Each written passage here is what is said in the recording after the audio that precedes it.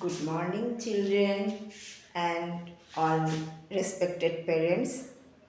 আমার ছোট্ট সোনারা এবং পেরেন্টসদেরকে আমার সুপ্রভাত জানিয়ে আমি স্নিগ্ধা ম্যাম আবার শুরু করতে চলেছি হাতে খড়ির পরবর্তী পর্ব।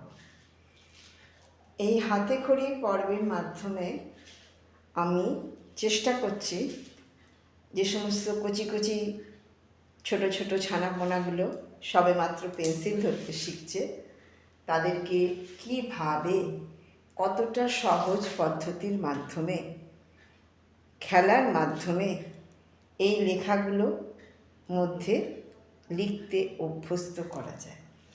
কারণ এখনকার বাচ্চাগুলো খুবই ছোট বয়সে পিঠে ব্যাগ নিয়ে স্কুল যাচ্ছে, বিভিন্ন প্লে স্কুল, আমাদেরও আছে নিবেদিতা প্লে হাউস।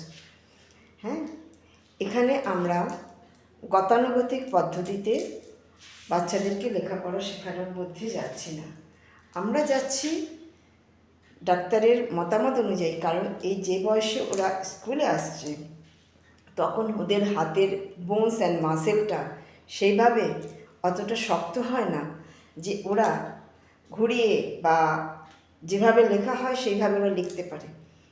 সেই জন্য ওদের জন্য কিছু কিছু লেটার যেগুলো স্ট্যান্ডিং লাইন স্লিপিং লাইনের মধ্যে দিয়ে করা যায় সেই সমস্ত লেখাগুলোকে শেখানোর জন্য চেষ্টা করছি, যাতে ওরা শিখতে পারে বাট ওদের কষ্টটা কম হয়। যে কোনো বাচ্চাই পেন্সিল ধরে প্রথমে স্ট্যান্ডিং লাইন শেখে, দাগ টানতে শেখে। এই দাগ টানতে আমরা বলছি স্ট্যান্ডিং লাইন। যখন সোজা টানবে সেটা হয়ে যাচ্ছে স্ট্যান্ডিং লাইন, ওকে।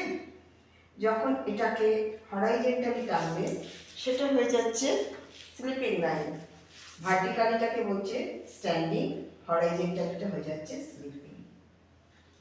এছাড়া থাকছে স্ল্যান্টিং লাইন।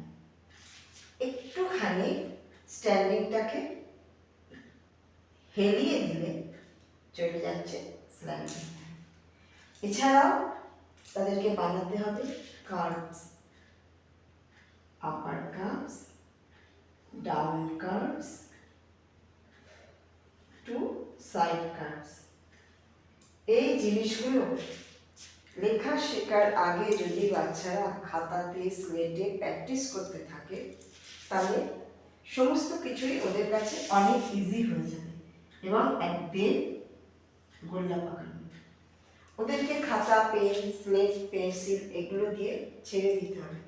ওরা নিজেদের মতন পেন্সিল ধরে খাতায় দাগ টানবে এবং তারপরে আস্তে আস্তে শেখাবেন। প্রথমত পেন্সিলটাকে ধরতে শেখানো উচিত। কিছু বাচ্চা পেন্সিল ধরতে পারে না, এখন এই ছোটোবেলাতে যদি যে অভ্যেসটা করবে সেইভাবেই করবে। অ্যাকচুয়াল পেন্সিলটা ধরার বা পেনটা ধরার এই প্রসেস। অনেকে এরকমভাবে লেখে, অনেকে এরকম করে। যে যেভাবে অভ্যস্ত হচ্ছে ছোটো থেকে তারা সেইভাবেই কিন্তু করবে। কাজেই সঠিক পদ্ধতিটা এখনই শিখিয়ে দেবে, ওকে। তা এর পরবর্তীতে আমরা আলোচনা করছি বেশ কিছু জিনিস নিয়ে।